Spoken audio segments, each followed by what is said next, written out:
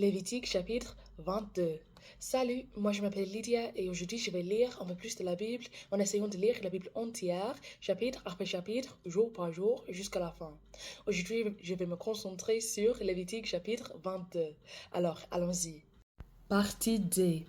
Règles pour pouvoir manger des offrandes de l'autel. Le Seigneur dit à Moïse: présente à Aaron et à sa fils le cas où ils ne doivent pas manger les offrandes que les Israélites me consacrent. Sinon, ils me briseraient mon saint nom. Le Seigneur, c'est moi. Tu leur diras: supposons ceci. Dans les générations à venir, un homme d'une famille de prêtres s'approche des offrandes que les Israélites me consacrent, à moi le Seigneur. Or, ce prêtre est impur. Alors, on lui interdira de rester à mon service. Le Seigneur, c'est moi.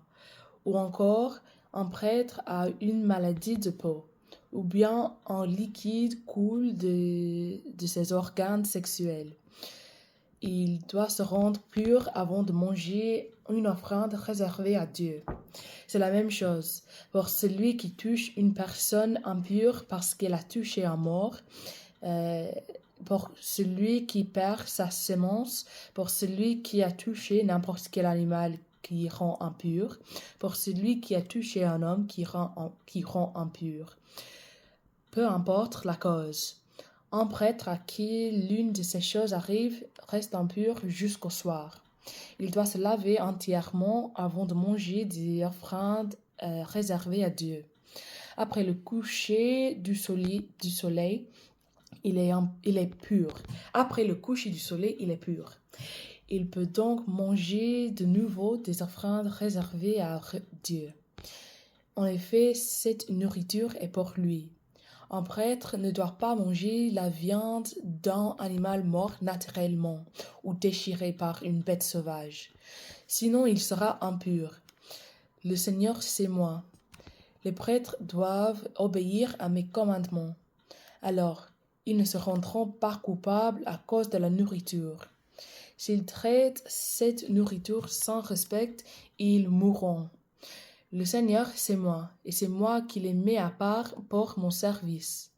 Aucun Israélite ne doit manger de la nourriture réservée à Dieu, s'il n'est pas prêtre, même l'invite,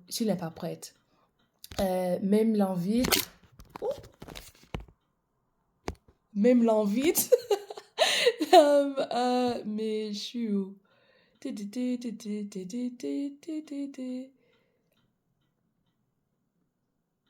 Mais même l'invite d'un prêtre ou un ouvrier payé par lui ne doivent pas en manger. Mais si un prêtre a acheté un esclave, celui-ci peut manger de la nourriture réservée à Dieu. Un esclave qui est né dans la maison du prêtre peut en manger aussi. Si la fille d'un prêtre s'est mariée avec quelqu'un qui n'est pas prêtre, elle n'a plus le droit de manger la part prise sur les offrandes réservées à Dieu. Mais la fille d'un prêtre est peut-être veuve ou divorcée. Il n'a pas d'enfant et il est revenu habiter chez son père, comme avant le mariage. Alors elle peut manger la même nourriture que lui.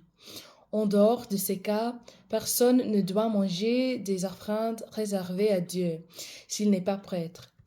Si quelqu'un en mange sans le vouloir, il doit rendre au prêtre la valeur de l'offrande, et il doit payer en plus 1/5 de cette somme. Les prêtres ne doivent pas manquer de respect envers les offrandes que les Israélites consacrent au Seigneur.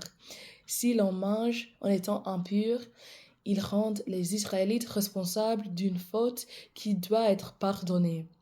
Oui, le Seigneur, c'est moi, et c'est moi qui mets à part les prêtres pour mon service. Comment choisir les animaux à offrir? Le Seigneur dit à Moïse de donner les enseignements suivants à Aaron, à ses fils et à tous les Israélites. Supposons ceci. Quelqu'un parmi vous, un Israélite ou un étranger installé dans le pays, veut m'offrir un sacrifice complet à cause d'un veau qu'il a fait, ou bien de façon spontanée. S'il veut que je l'accepte, il doit amener un mâle sans défaut pris parmi les bœufs, les moutons ou les chèvres. Il ne, il ne doit pas m'offrir un animal avec un défaut. Je ne l'accepterai pas. Voici un autre cas. Quelqu'un veut m'offrir un sacrifice de communion parce qu'il a fait un veau ou de façon spontanée. J'accepterai un bœuf, un mouton ou une chèvre si cet animal n'a aucun défaut. Ne présentez donc aucun animal aveugle, à la patte cassée ou coupée ou avec des verrues, de la gale ou une autre maladie de peau. Ne m'offrez pas un tel animal en sacrifice pour le brûler sur mon autel. Si un animal, bœuf, mouton ou chèvre, a une patte trop longue ou trop courte, vous pouvez l'offrir de façon spontanée, mais je ne l'accepterai pas pour un veau. Ne me présentez pas un animal qui a les testicules écrasés, abîmés, arrachés ou coupés. Ne faites pas cela dans votre pays. N'achetez pas à un inconnu de tels animaux pour me les offrir en sacrifice. À moi, votre Dieu.